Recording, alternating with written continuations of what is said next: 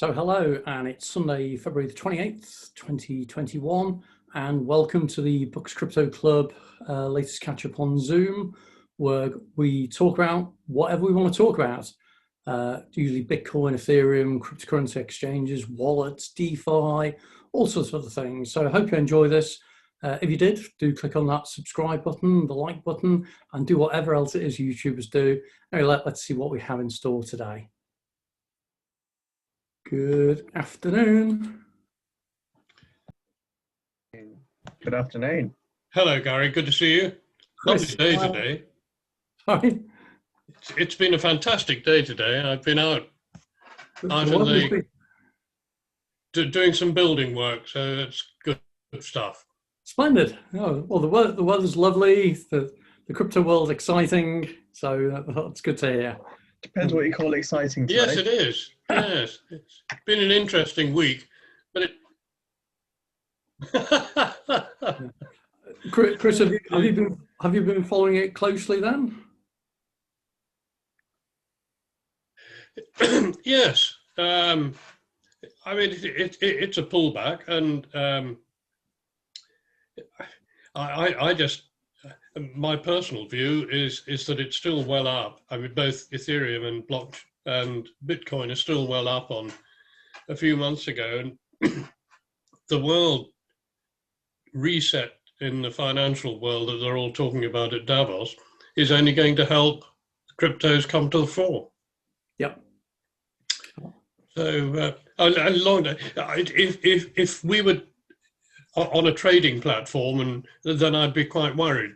But on a long-term view, I play around with a small amount on Binance, trying to find something that's going to go to the moon.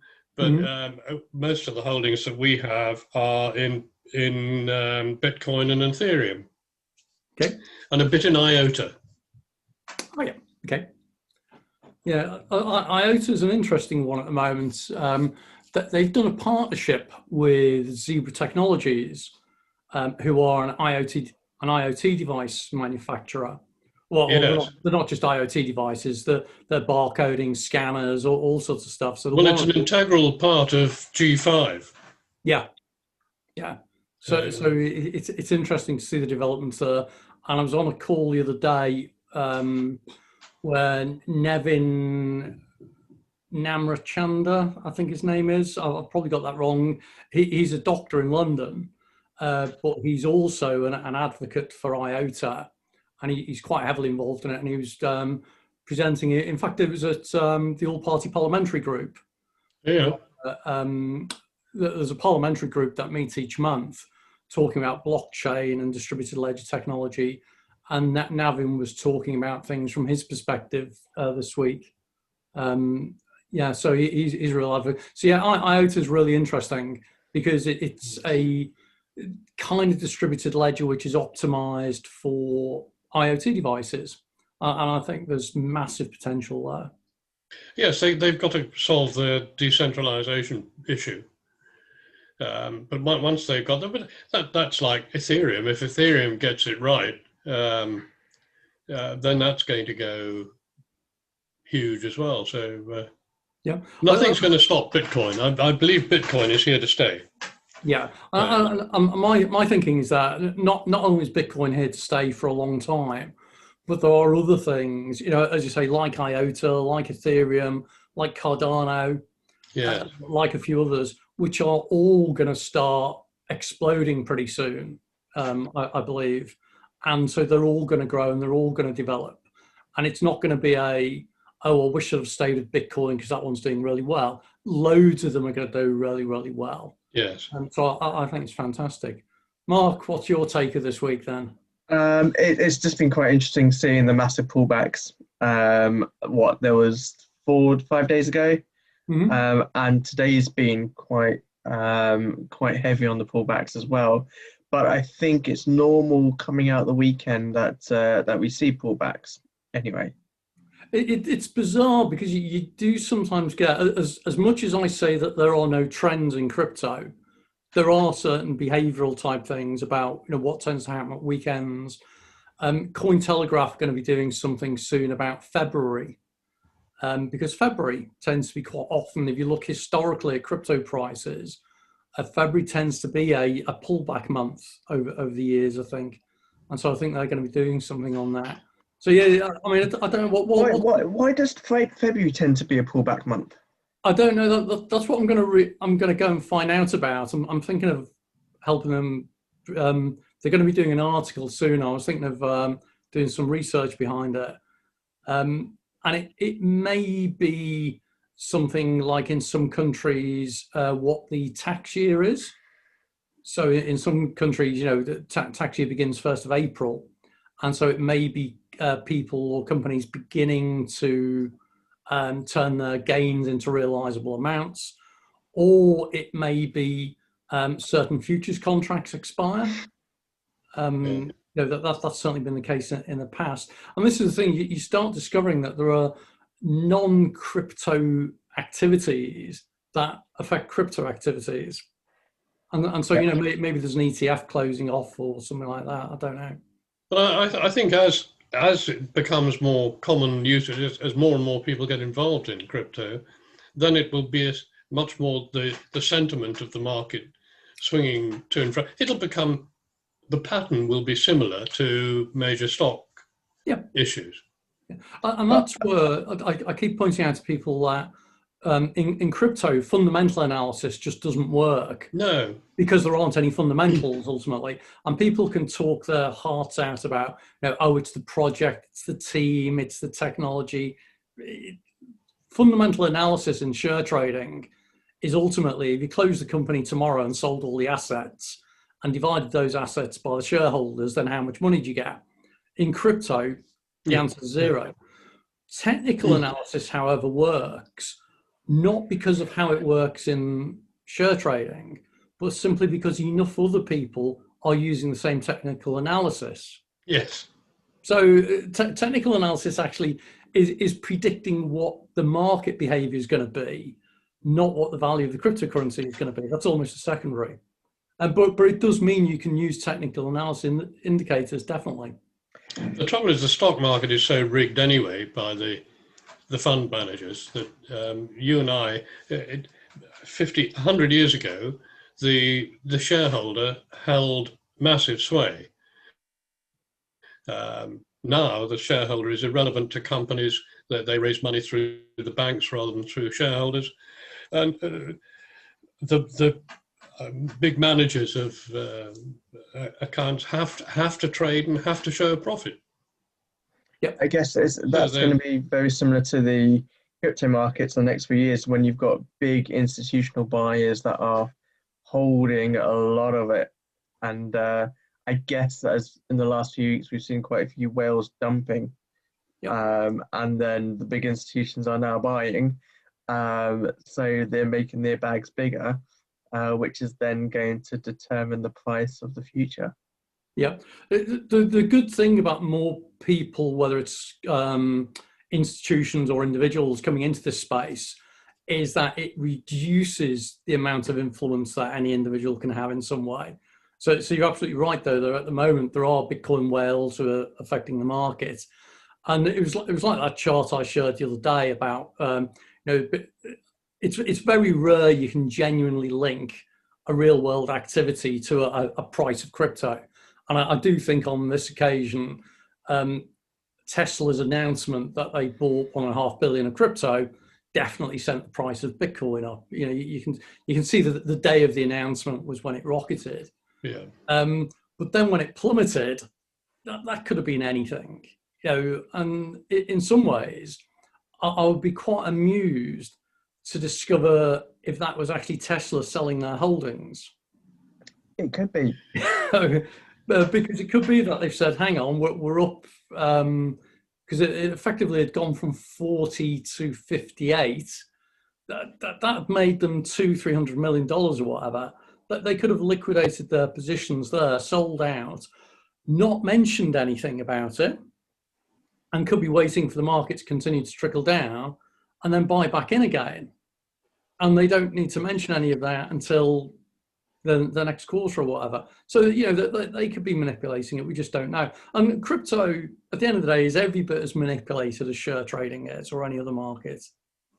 At the moment, it's easier to pump and dump in crypto than it is on a share market. But then you've got to look at GameStop, and it can be easily done on a trade, and I'm sure it still is. Yeah. Well, I'm sure you've seen about the FCA or its predecessor, the FSA, pretty much killed the activity off in the UK of boiler house operations, which is where they're trying to sell penny shares and they're trying to hype them up and then they sell them off and that. The pump and dumps are no different to that, really. It's just a latter-day version. But this is where it's funny as well. The regulators are all saying, well, you know, crypto's manipulated, that it's influenced by people and that. Well, so is the traditional fiat markets. It's just that the regulators don't always succeed in stopping it from happening. And you only have to look at each year the fines that the FCA imposes for breach of market practice, market manipulation. It's pathetic, yeah. Yeah. And the banks just see it as a cost of doing business. So it's quite interesting. I'm part of a few pump and dump groups. I don't buy. I realise it's a bad idea to buy whenever they announce stuff. But you do see it. The markets change at that time. Certainly, if you're watching that particular currency pair. But no doubt, the people who announced it, they bought well before that, and then they're waiting for the price to rise, and then they sell. Well, someone did a really good article a while ago on pump and dump schemes and about how it is that they're traditionally structured in a way that you've usually got 3 levels of membership, that the whole gold, silver, and bronze membership. And invariably, you know, each of them will have its own WhatsApp group or Telegram group or Discord channel or some means of communication. And it's always, you know, the gold people will collude to agree as to what's going to happen. Then they're going to give a slight delay and tell the silver people. Then they're going to give a further delay to the bronze people. So the bronze people might actually still do okay out of it. But you've got to be on it and waiting that minute for it to happen. Yeah. Yeah. But generally, it's the gold people eating the bronze people. And it's always, you know, everyone thinks that they're smarter than everyone else. Whereas I'm always happy to acknowledge I'm quite dumb.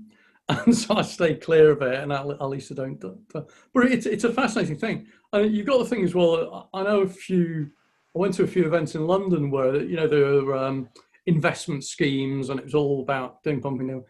And some of the stuff they were going into, I was saying, you realise that this particular one you're going into is a scam. You know, it's got all the hallmarks. And they said, yeah, we know that, but as long as we can get in and out before everyone else realises, we've That's still what they say. Yeah. And if you make 2-3% or whatever on it, then, you know, you're kind of quids in with a bit of a flutter, but someone's going to lose out.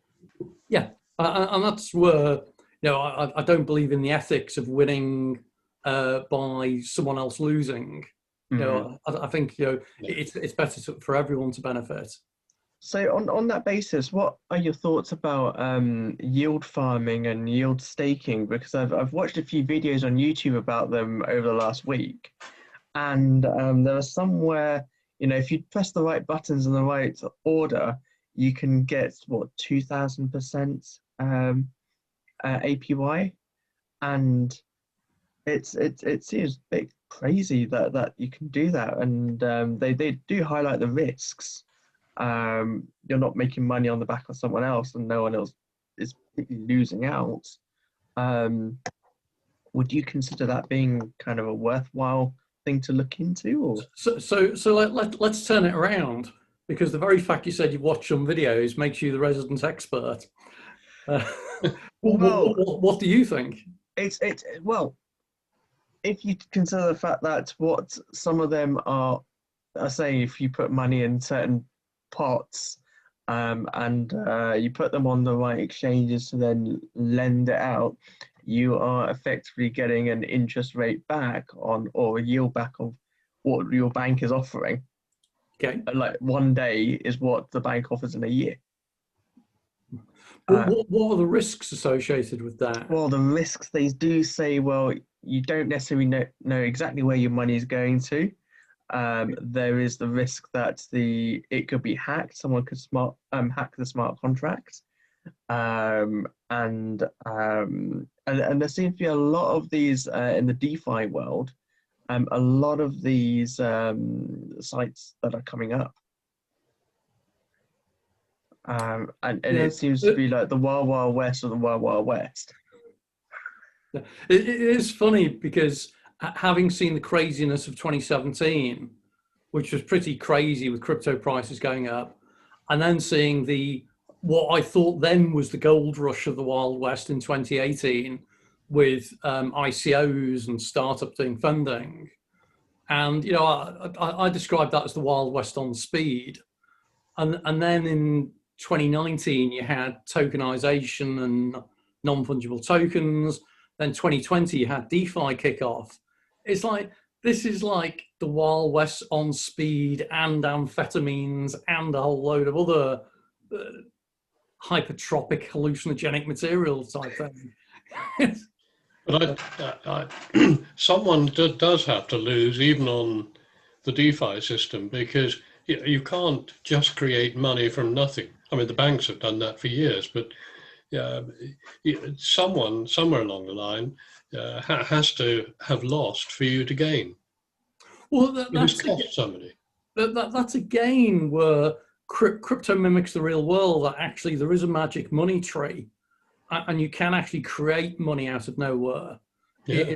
In the same way that a central bank can simply put an entry on a ledger to say that Barclays Bank has now got £20 billion worth of loans available to it, and that's been created from nothing whatsoever. And then Barclays can then go and loan that out and reloan it and everything like that. The same does happen with crypto. So you think about how Bitcoin comes into existence. It comes into existence because arbitrarily at the beginning of the block is the reward currently of 6.25 Bitcoin to the miner who created the previous block. That is creating stuff out of thin air. Yeah. So in some ways, you can get a situation where you can create things from thin air. Your problem is that it then devalues whatever is already out there. This is why I keep saying it's scarcity that maintains the value of something. And we could choose to use for a new money system leaves on trees. Yeah. But the problem is in the spring and the summer, when there's a load of leaves come out and then it's autumn, they'll fall, then the value of individual leaves drops. So the loser in that respect is the holder of that token in some way. Now, I'm just not sure with DeFi how you can get like thousands % profit, as Mark says, without there being a loser in some way. But I think that is the case.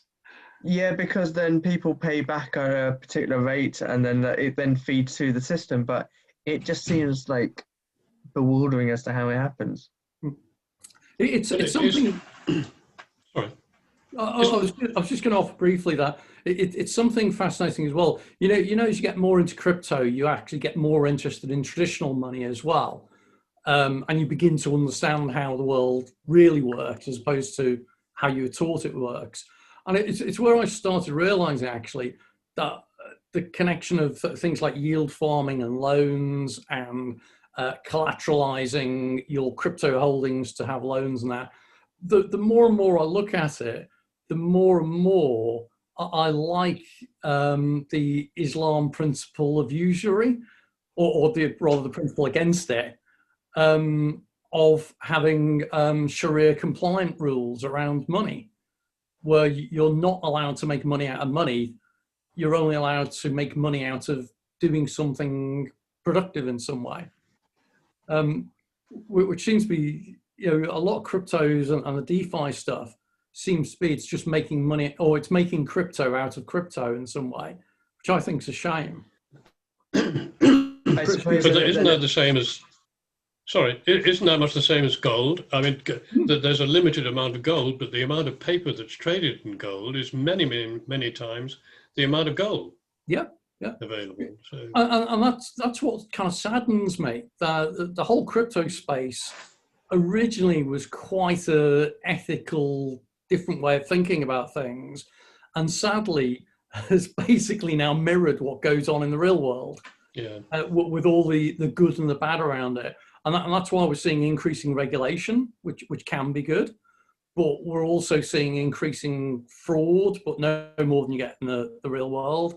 And it's just replicating what's already there, which is a shame that we've got an unjust and corrupt system that crypto could have brought on a whole new world, and is sadly reflecting it and repeating it.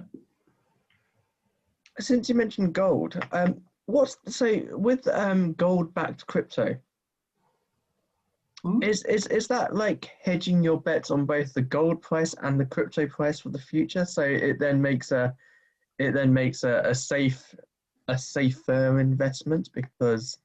So we've got some members in the crypto club who are involved in gold-backed cryptocurrencies.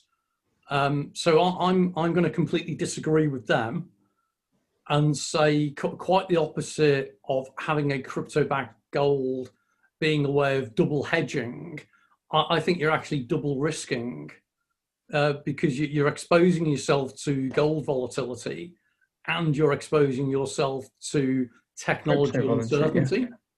So if you wanted to hedge your bets, you put one definitely in a crypto pot and one definitely in a gold pot, and then they're completely separate.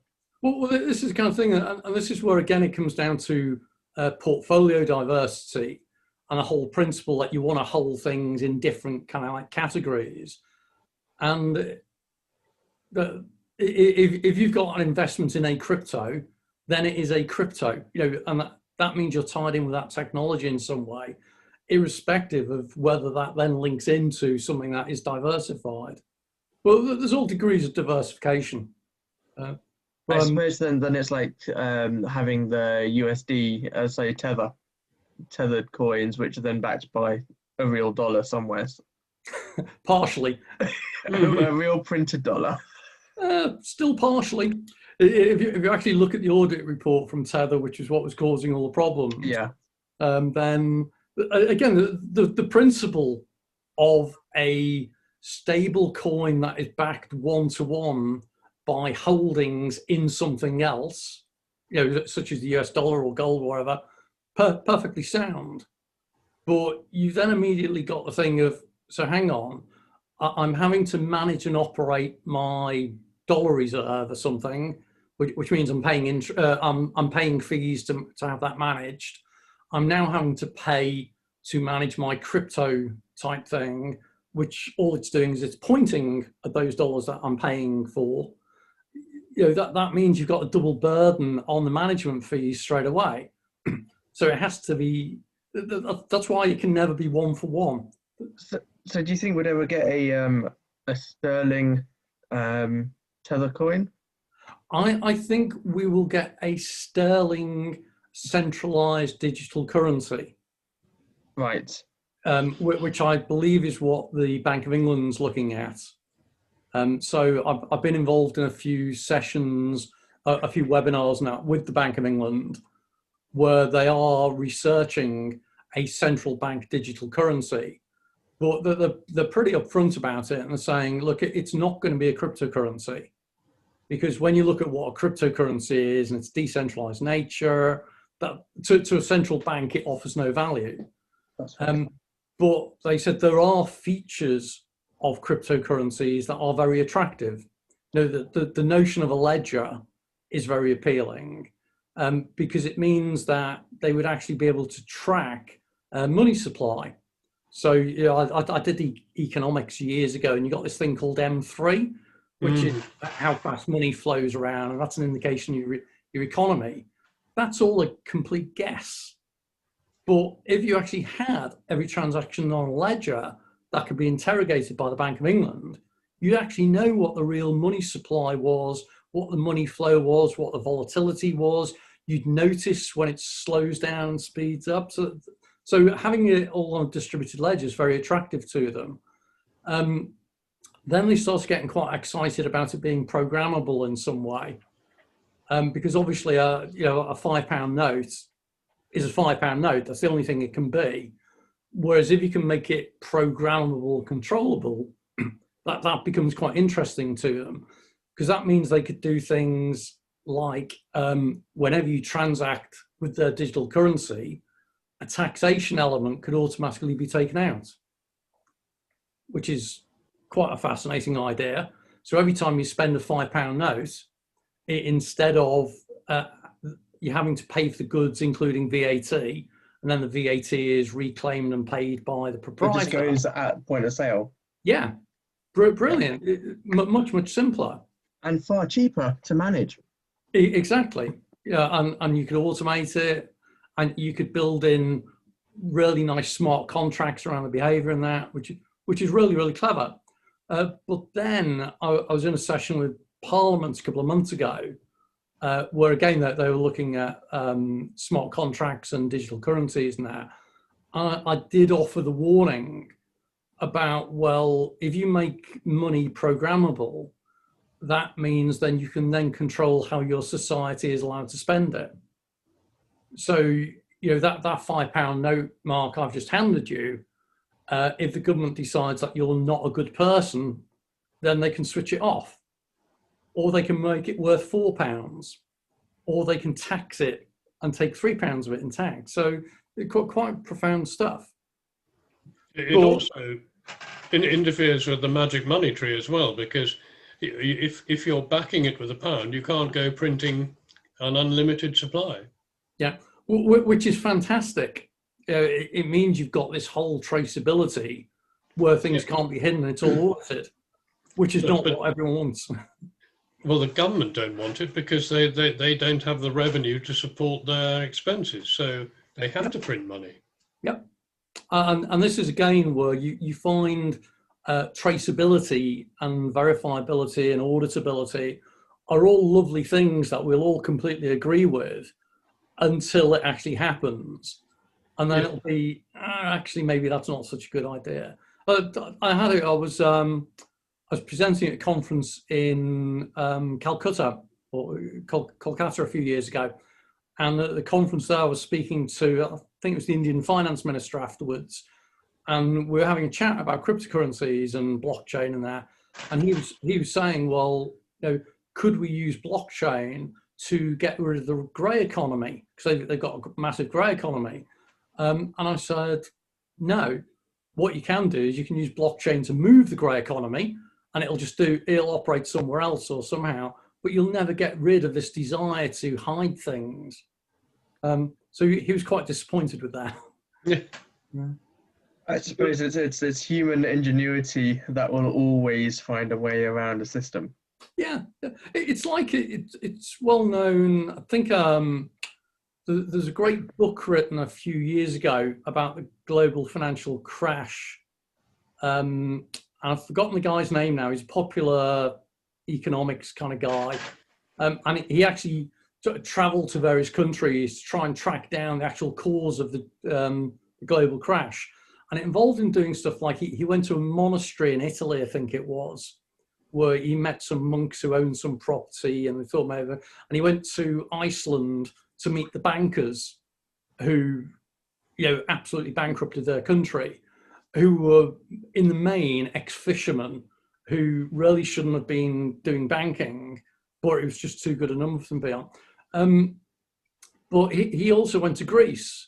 And the thing that resonated with me, because I know someone who's in the Greek they're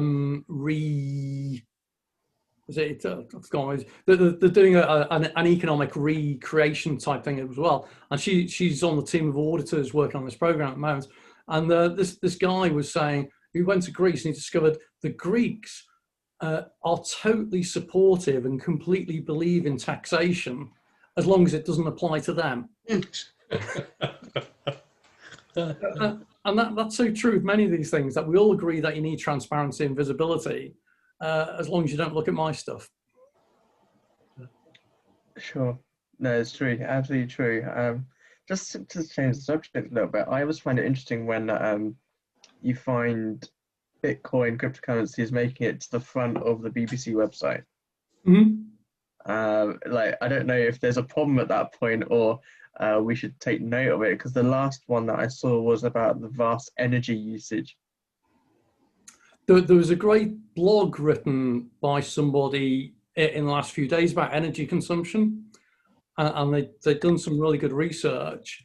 And what they've revealed is that even though Bitcoin's energy consumption is very high, actually it's primarily renewable energy that it's consuming, as opposed to the traditional banking system that is consuming fossil fuels. Yeah.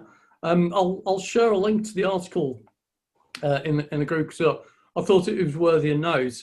And it's something I do quite often make that point when I get approached by journalists and that, because you're right, that the BBC are always saying, you know, whatever they can do to diss crypto, they will. The doom and gloom vendors, you know.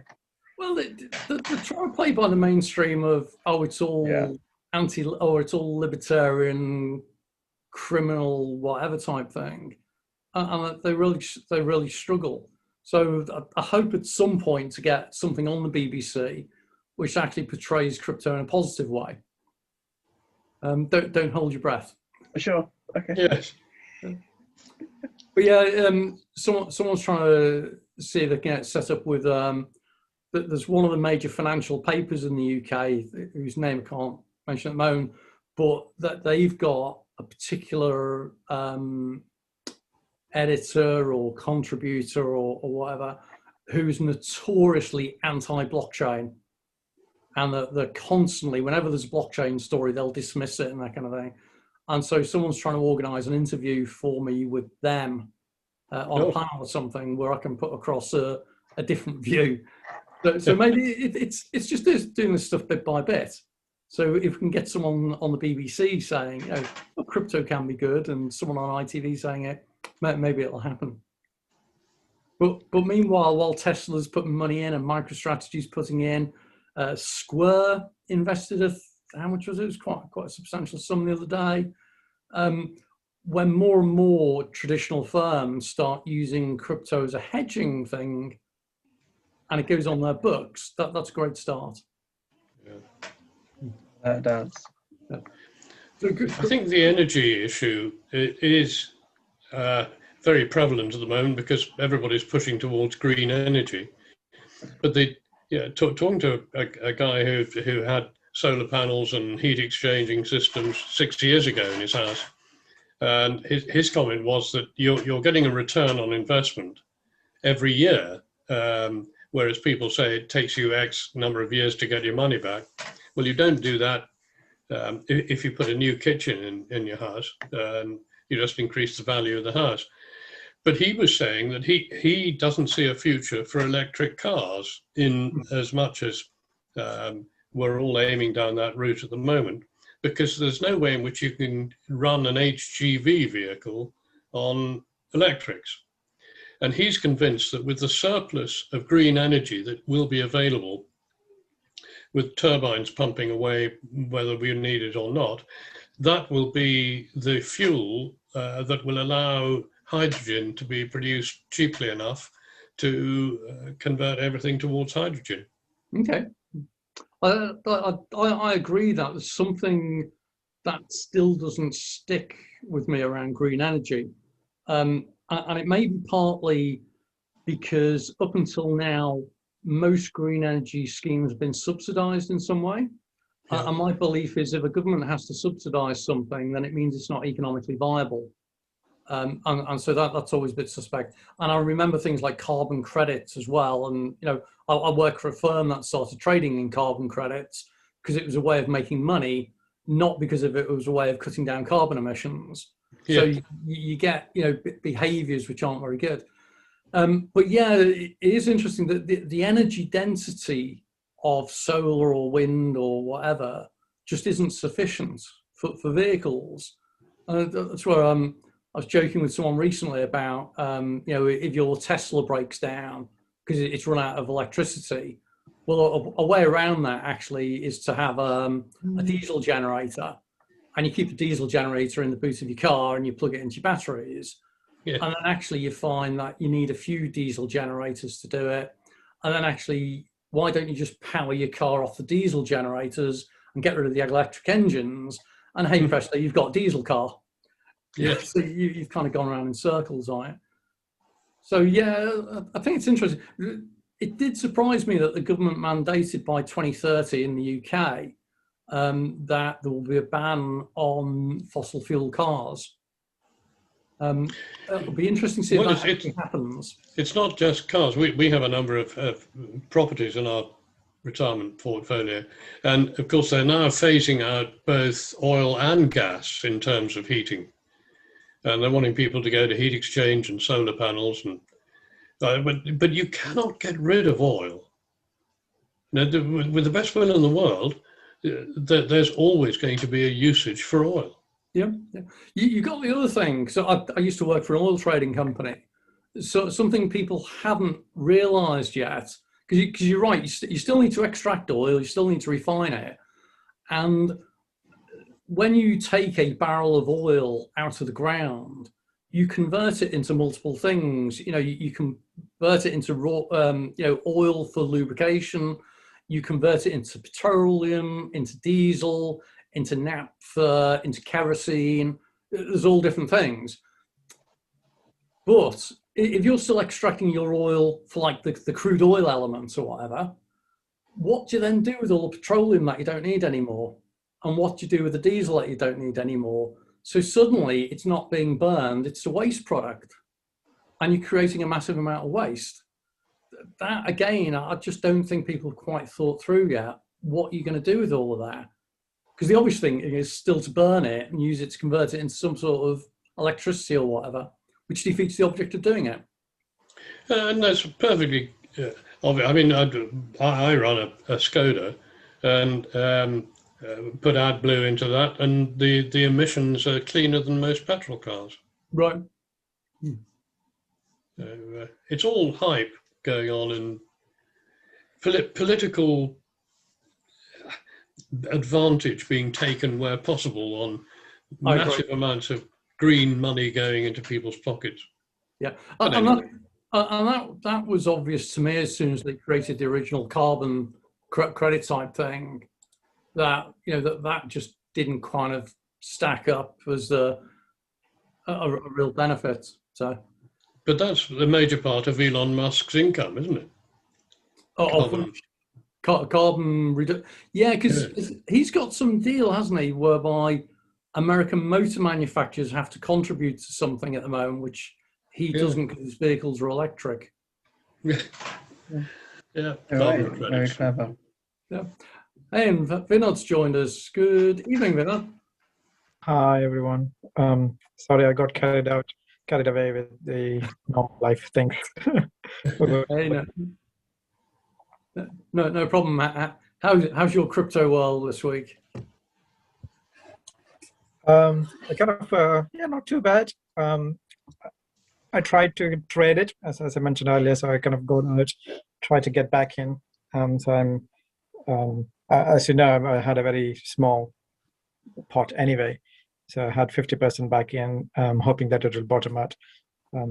Going down even after that. So I'm holding the other 50% to see how it progresses before getting that back in. I'm just mainly kind of working with Bitcoin and Ethereum at the moment. I do have some altcoins that I bought in 2017, 2018 time, which I haven't accessed it for a while because most of them went down. So I've kind of just left it to hodl for a little bit now.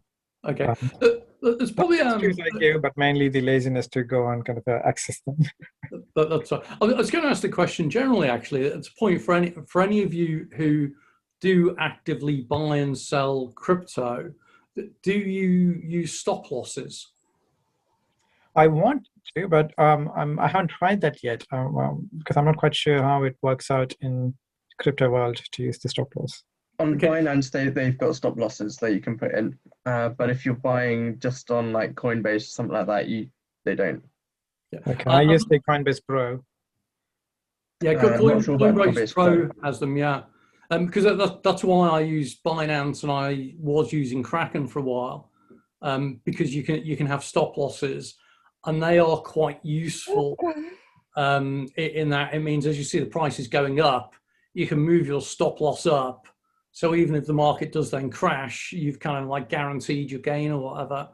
But I know that there was some more advanced features coming in. I don't know if they did. Of things like rising stop losses and trailing stop losses. I think three commas has that. Okay. So it's like an intelligent one. So as your price rises, it will increase with it. Okay.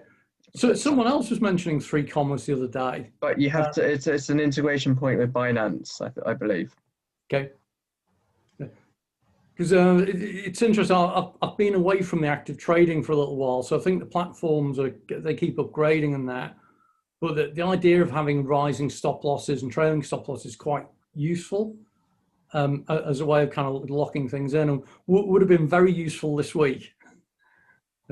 But then equally, I'm on a forum which is mainly Ethereum traders, and someone got absolutely stung the other day on Kraken, I think it was, because Kraken's price drop of Ethereum, whereas on Binance and on Coinbase, I think it went down from like $1,500 to $1,000 or something.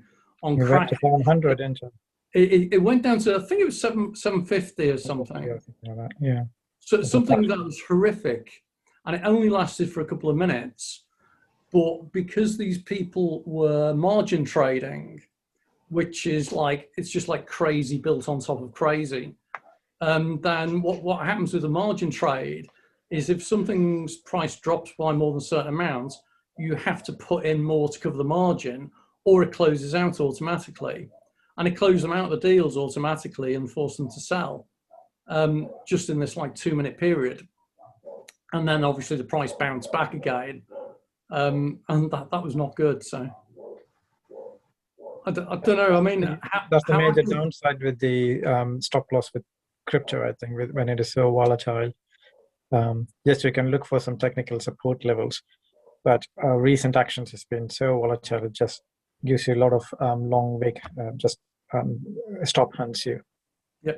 You've got the other thing as well, is that there are more experienced traders in the market who know that there are novice traders who are setting stop losses, and they can usually get a feel for where those losses are set.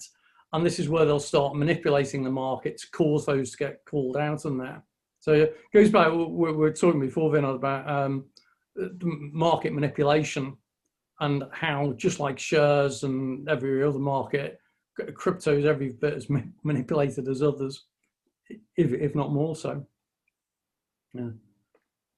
But Chris, are you just like hodling and that kind of thing? You're not actively trading as such? I do trade on Binance, but I don't use stop losses. I make an investment, and if it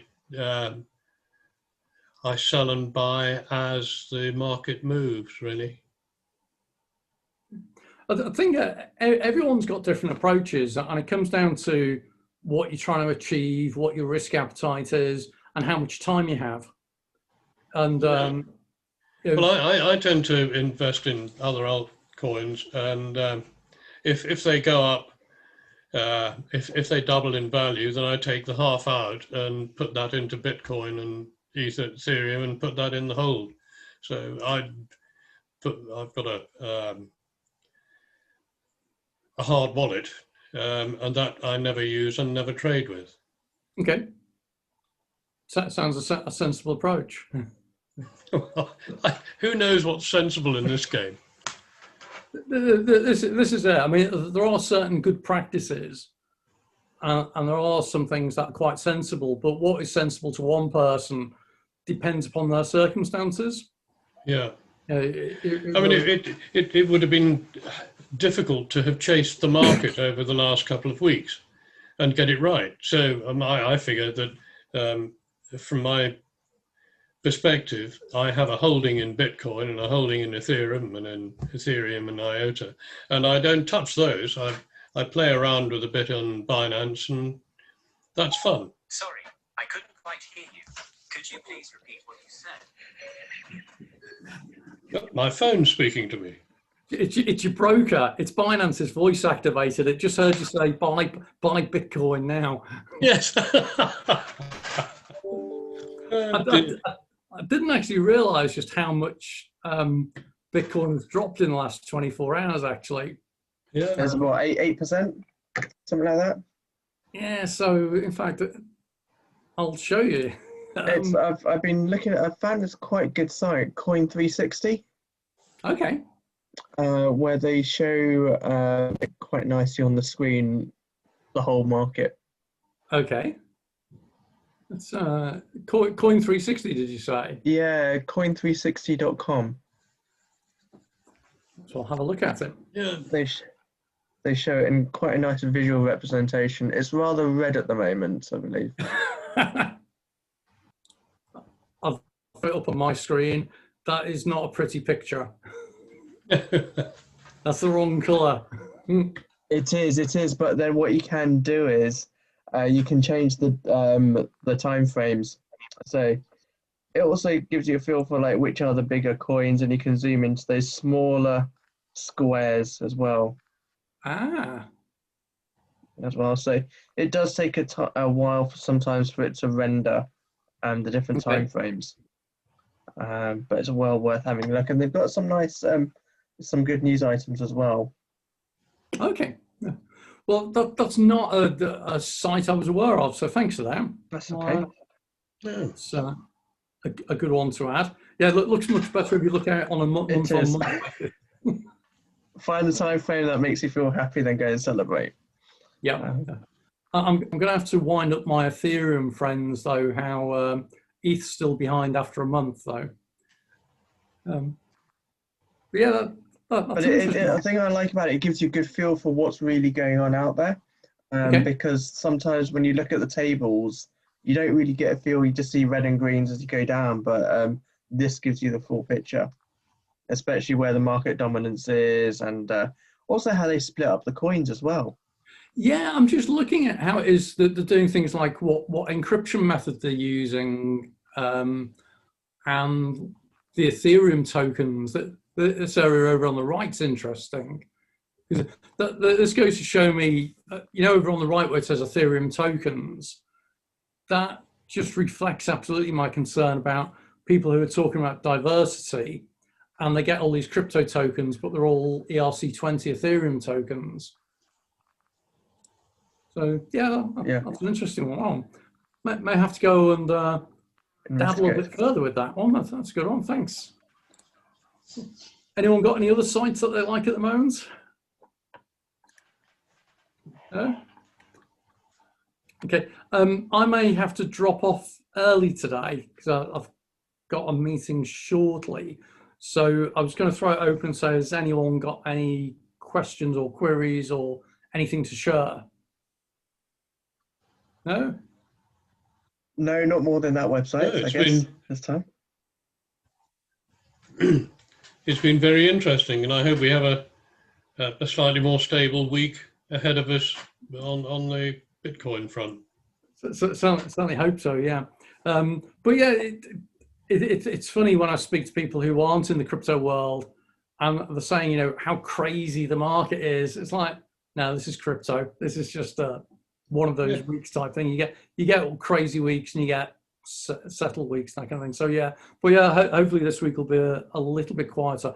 I don't know offhand of any major news stories or announcements that are due to come out that can have any impact. I think the Tether decision was made public last week about how there was court action with Tether and what was going on with Bitfinex.